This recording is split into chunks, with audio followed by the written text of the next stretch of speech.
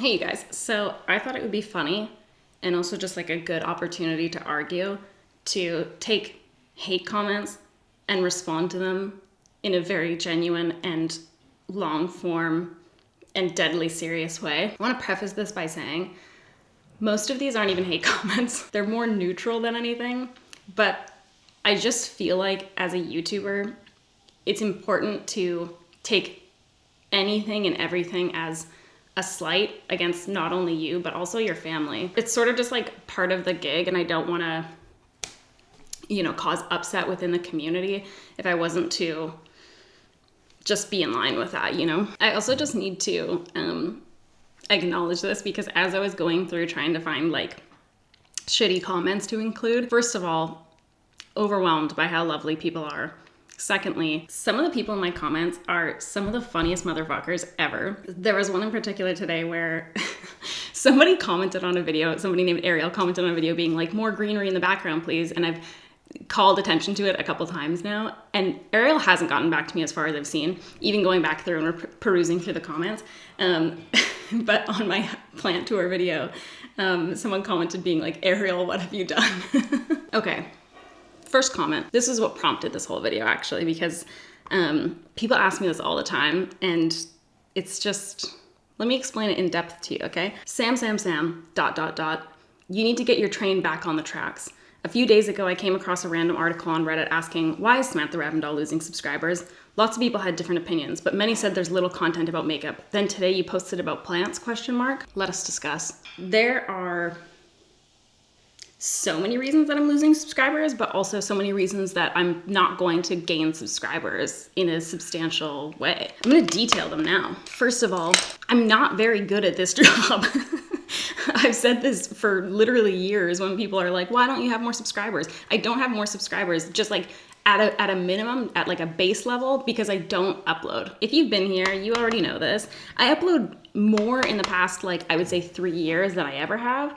And I'm slightly more consistent, but that's not saying much. And one of the biggest things, one of really the only things about YouTube that is like, just like foundation as to how you're going to grow your channel and sustain your channel is being consistent. And that means uploading multiple times a week, preferably, and usually uploading like kind of on the same days, stuff like that, at the same times, whatever. Another key thing is that I really don't upload a lot of content that is trendy or even engaging because I upload what I enjoy doing, because I feel like I prefer the videos that I put out and I feel more confident releasing the videos that I do if I enjoy the kind of content I'm talking about.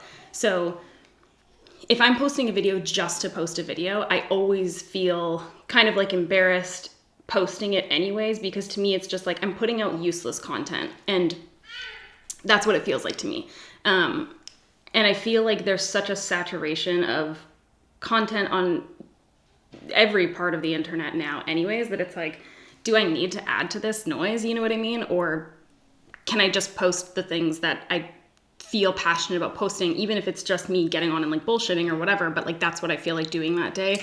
And it feels genuine and honest. So that's the days that I would rather film and upload. So I haven't ever really been a fan of like doing like mixing every foundation I own together and putting it on my face challenge, like those kinds of things, which I understand. I click on that shit. I understand why it does well and why it's kind of engaging and stuff like that, but it's just not content that's ever appealed to me. And I also feel like by the time I'm catching on to a trend, it's been done, you know what I mean? Like I'm not adding anything new to the conversation. So I've kind of stuck with this consistency of inconsistency and posting videos that I just want to post rather than what I think is going to be the most engaging or perform the best. But then every once in a while, I'll do a video that for some reason just, it garners a lot of views. So for instance, most recently, and what pushed me over the 1 million subscriber count, was a video talking about Shane Dawson. So in that video, I talk about, Shane Dawson leaving the beauty community and all that kind of crap. And I gained a lot of subscribers from that video, which, I mean, is great, but like, I knew that it was not going to, it was going to be short-lived, because if people subscribe based on a video like that, it's unlikely that a lot of them will stick around, because they typically are getting introduced to my channel in a way that is like, they might think that now I'm like a drama channel or something like that. But then when I start posting my regular content, which is really like boring and unengaging, they're like, oh, this isn't really what I came for. I kind of came for the tea, and now you're giving me fucking milk, you know? And this isn't even, I feel like now this is coming across as me being really, what is that called? Like self-deprecating. And it's not even that. It's just that like, I understand that YouTube and like influencer marketing is, it's entertainment, you know what I mean? Like it kind of falls under that industry, and I understand that a lot of the content that I put out isn't that entertaining. And again, I'm fine with it, because I've always kind of broached it more from the point of either wanting it to be something that's informational, or wanting it to be something that is close to home and I want to share, or I feel like needs to be talked about more, or whatever. So like those are the things that I kind of gravitate towards, and then sprinkled in there is just, you know, shit that I think is funny or like it's interesting to me, you know? And I also feel like as I've gotten older, you know, I started doing all of this when I was like, I think 20 or 19 or something. But when I started doing this, really, I don't want to say my only interest was makeup, but that was like my main thing, you know what I mean? Like that was really what was on my mind constantly. And like what I wanted to buy was makeup, and what I wanted to talk about was makeup. And so it felt natural to me to talk about only makeup on my channel. So as I was kind of growing, that was when I was gaining a lot of my subscribers, was when I was talking about only makeup. But then obviously I got older and I gained other interests, and you know, like anybody, most people are going to get really into a hobby and then eventually it's going to kind of fizzle out. Like that's not uncommon, you know? Like there's some people that go die hard with a hobby for like the rest of their lives, but there's a lot of people that it's just like it comes and goes, and then there's something else that engages them, and then that's what they're doing now. So for me, you know, I have enjoyed getting into like cooking and photography and plants, you know, so it's just, and even just like talking about mental health and stuff like that. Like I would not consider that a hobby necessarily, but just like something that I was spending a lot of time researching and learning about, and, you know, learning myself more and all of that kind of stuff. And so that was what I was interested in talking about at the time. And now I'm a mom, which obviously is a huge life change. And so whether or not you want to, you will naturally start talking about it more, because like it's just, you know, it's something dramatic that's taking place in your life that's vastly different from how your life was before. So it's only natural that you're going to talk about it. So, you know, over time, my content has changed, and it's gone along with what I'm interested in or what I'm going through at the moment, kind of thing. And that can be ostracizing for the people that follow you, because if they followed you for makeup or for drama or for plants or, you know, whatever, and then you go back to posting content that's not really related to that, it is going to make your audience feel like, oh, well, that's not what I came here for, so I'm not staying for this, you know? All of that to say, I'm okay with this. I don't care about losing subscribers. I don't care about gaining subscribers. And I can say that genuinely from the bottom of my heart. There was a time where that concerned me a lot more, and I tied my self-worth to that a lot more. But at this point in my life, it really, truly, honestly doesn't bother me. So if it doesn't bother you and it doesn't bother me, then everything's fine. There's people that like certain things that I upload and not other things, and they're obviously free to just watch some things and not others. There's certain people that, you know, just aren't really interested in watching me anymore because I'm not the kind of content they want to take in anymore. And like, your time is valuable, and you should spend it watching the things that bring you joy or comfort or information or whatever it is that you're seeking through, you know, what you're watching on your off time. You should be spending every single minute of your day doing what is best for you, you know? So if watching my content is something that you're like, ugh, like I don't enjoy it anymore, then don't just do it, you know? And for me, I felt like I had gotten to a place in my life where I really wasn't enjoying YouTube anymore. And part of that was because I was just struggling with mental illness anyways, but part of that was also because I was really pushing myself to try and find like what's my niche and like what's my upload schedule that's actually going to work that I can commit to, and what's, you know, like really kind of pushing myself to sort of fall in line with what I saw was working for other people. And I just didn't enjoy it. And so I feel like I've enjoyed my job more than ever by committing to non-committal. And honestly, like I do feel really good about the people who still follow me. It doesn't really bother me if I lose subscribers, because the people that are there are truly like so quality, and they're just there to like hang out and have a good time. And like a lot of the people who follow me have like followed me for a very long time and have stuck around for a very long time. And so to me, like that's the fun of it anyways. Like I like being able to call attention to things that we've joked about on my channel for years. And I like going into my comment section and recognizing a lot of your names and stuff like that. And to me, like if that's what I get from not growing quickly, perfect. That's completely fine by me. So anyways, that's it. Oh fuck, this cracked me up. Somebody commented this 3 months ago and I just now saw it because I was going back through videos trying to find comments. And someone said, I'm sad that she got less and less subscribers. I'm sorry, Sam. Keep going. Heart emoji. Stay strong, sweetie. So some of you may not know this unless you have a YouTube channel of your own, or maybe you can see it as a subscriber too. I don't know. But anyways, if someone leaves like a shitty comment, you can actually like click on their name and then it pulls up all the things that they've commented on your channel. There's somebody named Rachel B that is pretty disappointed in me. She doesn't really enjoy what I'm putting out into the world. She commented on one video a month ago, vomit emoji, vomit emoji, vomit emoji, vomit emoji. She also commented on another video saying, it's not time, vomit emoji, vomit emoji, vomit emoji, vomit emoji, vomit emoji, 5 that time. I don't know what she means by it's not time. I don't really get it, but it's fine. She also commented worst brand on one of my videos talking about restock. What's the cause here? What happened between us? What happened to us, Rachel? Somebody said, do something about your face lady. Yeah, I've been thinking about doing something about my face lady for a long time. You know, as time has gone on, I just feel like she's become more and more disrespectful, and just like we're not getting along the same way that we used to. So I'm kind of in the market for a new face lady. If you know any, let me know. Yeah, there's not much I can really do about my face, to be honest, because I both don't care enough to do it. But also, like before it was just kind of like I didn't care enough and I was lazy and like I didn't want to go through like pain or like, you know, taking whatever that shit's called that like fucks up your shit from the inside. And now like I'm breastfeeding, so like I can't really, it kind of limits your options in terms of like what you can take orally for it. It kind of limits your options in terms of like what you can use topically even. So there's not like a whole lot I can do. I am okay. Do I want acne? No. Forever and a day, that will be my response to it. Of course I don't. Of course I don't want to like have skin issues, but to me it's just kind of like, yeah, I don't want to, but I do.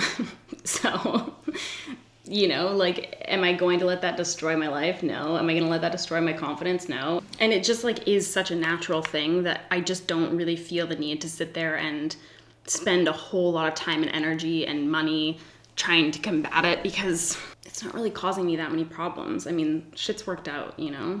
Someone said, man, this person is not interesting, funny, or charismatic at all. Not interesting.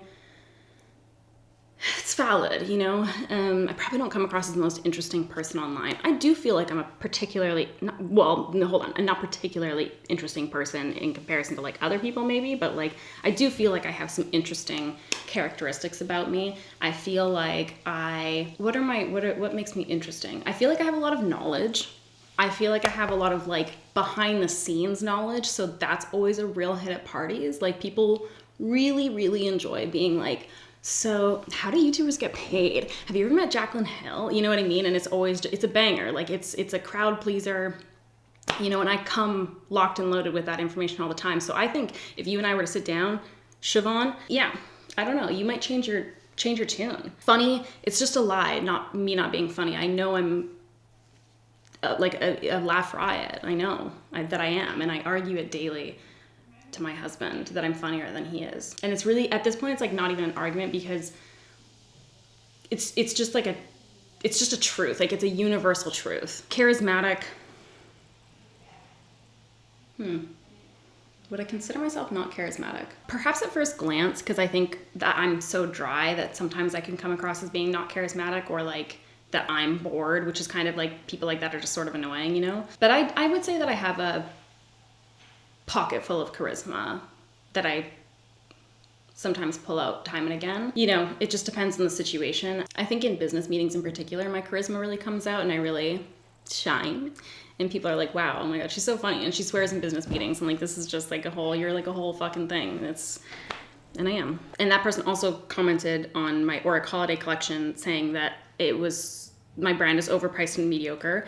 And then on another one where I said, finally revealing my brand, they said, sorry, but who is buying makeup at luxury prices from a brand with no track record? Yeah, it's interesting because I was expecting to have feedback around people being like, this is too expensive kind of thing. I was definitely expecting that because obviously like we're priced at a more like leaning luxury price point, you know? So anyways, I was definitely expecting that.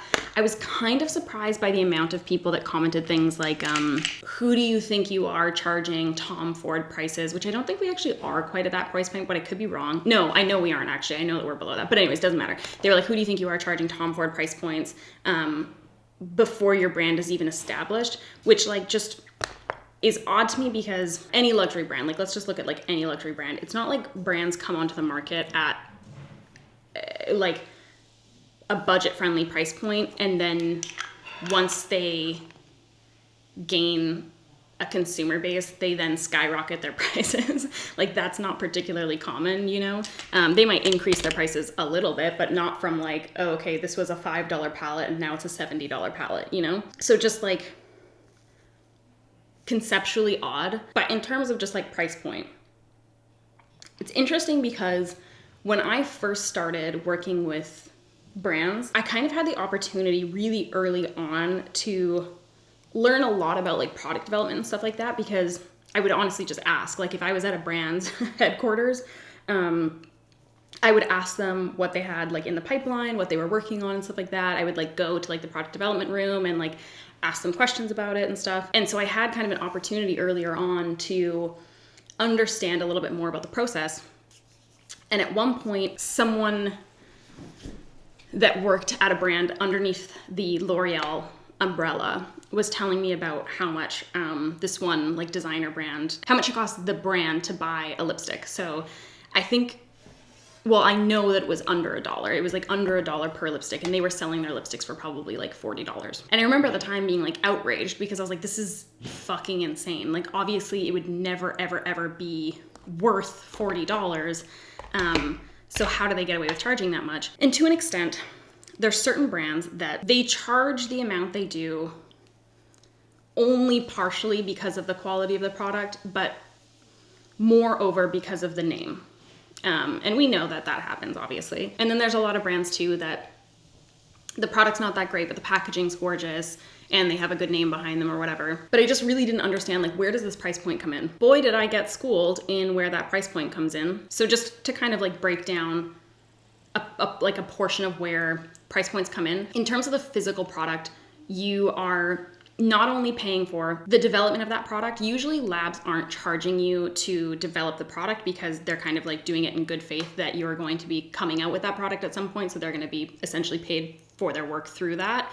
Once you finally place an order for all of the product they've been working on developing with you, you know? But there are instances where you have to pay for things up front. Like, so if you were opening a new mold, let's say, so you wanted to design like a completely new glass bottle, that you would have to pay for up front. Sometimes you can have it amortized so that like you're not paying for it up front, but it's like worked into the cost of your order over time. But a lot of times you're paying for that up front. Sometimes if you are wanting to like do a completely brand new formula and you're not working off of an existing formula where you're then going in and changing ingredients or whatever, like you're saying like, I want to start from scratch on a foundation. Sometimes they might charge you for that up front to an extent, just because they're doing a lot of R&D and that's obviously like time that is they're having to go like above and beyond without knowing for sure that you're going to come to market with that product. Then as you're testing and sampling products and stuff like that, the labs are sending you back and forth samples, because obviously we're not in person doing this at the lab. So they're sending you back and forth samples and you pay for those FedEx bills. Then you have obviously the actual cost of the product, which the reason why it's a little bit cheaper, not a little bit, the reason why it's significantly cheaper for larger brands is because they're buying at such increased quantities that they're getting huge price breaks. That is obviously like a goal for the future, because then we can have better profit margins, and then we can, you know, create products that are more affordable, hopefully, because we're selling enough volume that it allows for that. But when you're a new brand, you're not getting those price breaks because you usually don't have a relationship with the lab or the manufacturer, and because you're not ordering large enough quantities to warrant a price break. So there's the cost of the product, there's the cost of the primary packaging, which is anything that touches the product, the cost of the secondary packaging, which is anything like the box that goes around it, or like the liner that goes inside the box, and then there's like your shipping packaging. So all of your like cardboard boxes, tape, packing materials, stuff like that, like you pay for all of that, obviously. And a lot of the times those things are coming in from other countries into wherever your fulfillment center is. So you're paying for all of those components to not only be made, but then to be shipped or flown to whatever country they're being filled in. So we have like our pumps coming from France, we have glass that comes from China, and all of those pieces have to be shipped separately to Italy to have Glow Lust filled. So you're paying for all of those shipping costs, and those shipping costs are outrageous. I can't even describe to you. Like it's just, it's absolutely insane, and it's exponentially more expensive because of things like COVID. And not to mention, you're also paying your team. People have to get paid to work. And all of those things are obviously upfront before you even get to the point where you're selling the product. And then you pay for the shipping to, again, either shipping or flying the finished goods to your warehouse, where then you're paying to house that product there. If you're like storing it there kind of thing, you pay a fee for that usually. And then you pay a fee for having your item fulfilled. So like once you order something, you pay to have your item fulfilled. And that price that you pay per order increases depending on what you want done. So like, let's say that like our holiday package, for instance, it was a box that would have come inside like your shipper box, and then the 2 smoke reflex were put into the box itself. So they had to like not only assemble the little like cute holiday box thing, but then they had to like put the products in the box, and then put that box in a shipper box, and then put like, you know, paper around it and stuff like that. And so that costs more than if they just put the products in a box with packing paper with no other packaging around it. You know what I mean? So it's like that increases the price point. Also, if you want to do any testing or stuff like that through like a third party, like let's say we do compatibility testing with our components to make sure that like, you know, is the product interacting weird with the glass or anything like that? Is the powder interacting weird with the pan that it's in? Just so that we can make sure that we're trying to cover all of our bases and see if there's any issues that are popping up before we send it out to you guys. And then we also run tests like, can it freeze? And if it freezes and thaws, is it still stable formula-wise? Can it be in extreme heat without melting? Stuff like that. So that testing costs money as well. I was at the fulfillment center. We pay to house it, we pay for packing the orders, and then we pay the shipping to obviously ship it out to you guys, which we do like eat costs on, and almost every company does eat costs on shipping because shipping is so expensive. Anyways, all of those things that are coming to mind off the top of my head are things that you kind of have to work into the cost of the product. So it adds up. And if you are wanting to spend money on like quality packaging, like for instance, our pump is very, very, very expensive, but we wanted that pump because we had tested so many and all of them failed over the lifetime of the product. Like if we kind of simulated aging within the product, all of those pumps failed except for this one. So, you know, we wanted to make sure that if you were spending $45 on a bottle of Glow Lust, that you would be able to use that entire bottle of Glow Lust, and that it wouldn't be like an annoying pump to use. Like it would complement the formula well. So the packaging was really important to me. And I also feel like that's part of the appeal of luxury, is that my spending habits have kind of been like this. As the industry became more saturated, I actually started buying less and just really enjoying the products that I loved so much more. And to me, that always kind of fell back into luxury products. And a lot of my luxury products I don't use and don't buy anymore because they aren't cruelty-free in many cases. So part of the appeal of luxury to me is beautiful packaging that I want to have displayed on my vanity, and I want to reach for them every day because it just makes me feel special using something that looks and feels so beautiful. So to me, that is part of the quality and the importance of the product, is paying for this packaging, which the packaging is expensive. And then obviously like the formula, because I've had such an opportunity to try so many different brands and so many different products and stuff like that, having like a really, really good formula to me was important as well. So I see like a lot of people, not a lot of people, but I've had comments before where people are like, you put all the money into packaging. We really don't. Like our formulas are outrageously expensive, because we want to not only make sure that we have high quality like raw ingredients, but also ingredients that are sourced in a way that's ethical, because there's so many cosmetic ingredients. There's so many things in the world that are sourced in a way that's unethical. So doing all of those things, like taking the proper channels from like every single step of the way, all the way down, is expensive. And I think that that's something that is really difficult for smaller brands, because a lot of smaller brands that are coming out are really valuing taking like a more ethical approach. Because we see people asking for it all the time. Like people all the time want, you know, clothes that aren't made in sweatshops, and that's made from sustainable fiber materials, like, and stuff like that. But those things cost money because there's not as much of a market for it, because larger brands aren't paying for that stuff. So that exponentially increases your price point if you're trying to do things in like an ethical manner. So just between like the formula and the packaging itself, that's already such a huge expense. But factoring in all of these other things that really have to come into the price point, you know, that's where if you are wanting to create a product in a luxury category and have it be truly luxury and ethical and all of those things, it just is expensive.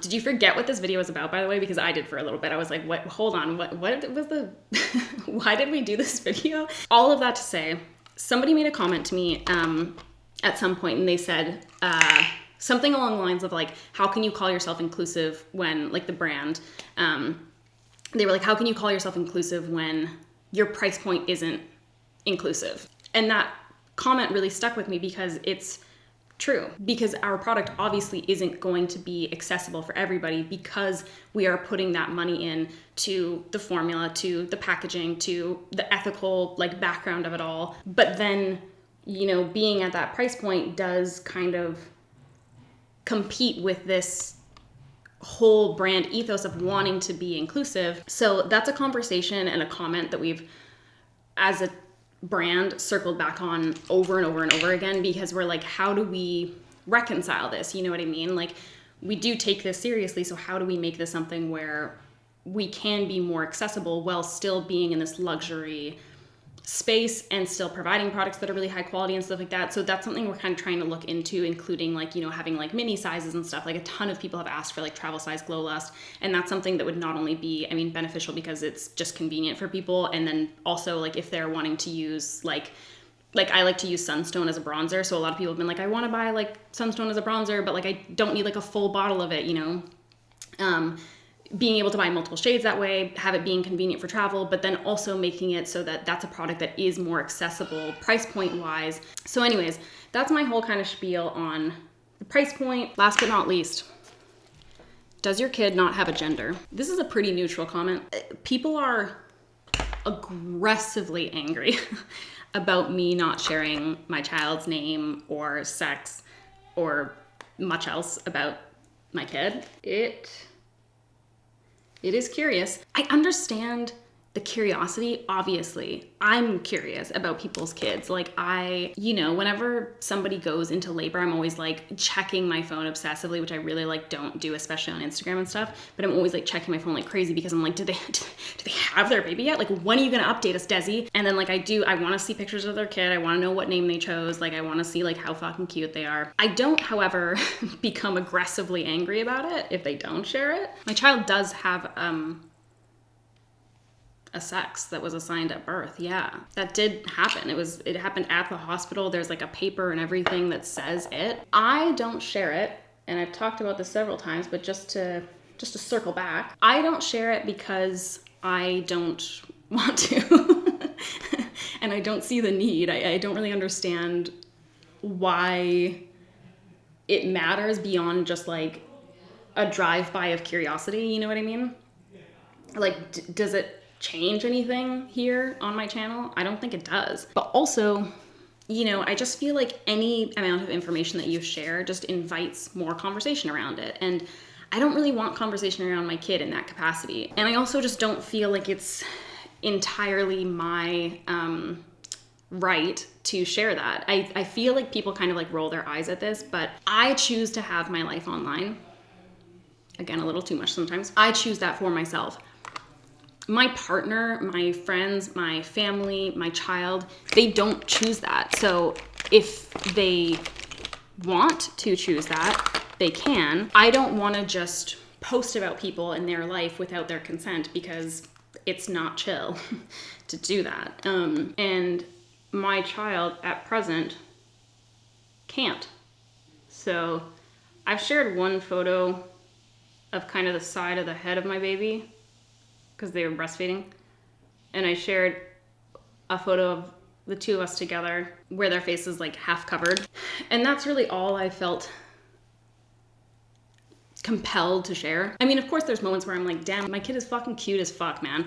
When we go out in public, people are like, God bless your baby. They're so cute. I'm like, I'm so aware. It's like, it's horrifying, actually. It makes me ill. And so I would hate to, overshare, which by the way, I also don't judge people that do share their kids. I really don't care what they do with their children at all. Well, I do care within reason, obviously, but I don't care about them posting photos of them online that they feel are appropriate to post. I would personally struggle if my child at some point came to me and was like, I really wish you hadn't shared all of these like intimate moments and photos of me online with a million people, So I don't really want to have that conversation. So I don't share them. Guys, thanks so much for hanging out and watching. I'll see you in my next video. Thank you for everybody who leaves the most lovely, wonderful, and especially thank you to the people who leave hysterical comments. You guys are great. Rachel B, what's your beef with me? Is the beef or beef? Is that what's going on here? Let's figure this out together. I think we can like come around to an agreement. Anyway, see you guys next time. Peace out. Bye.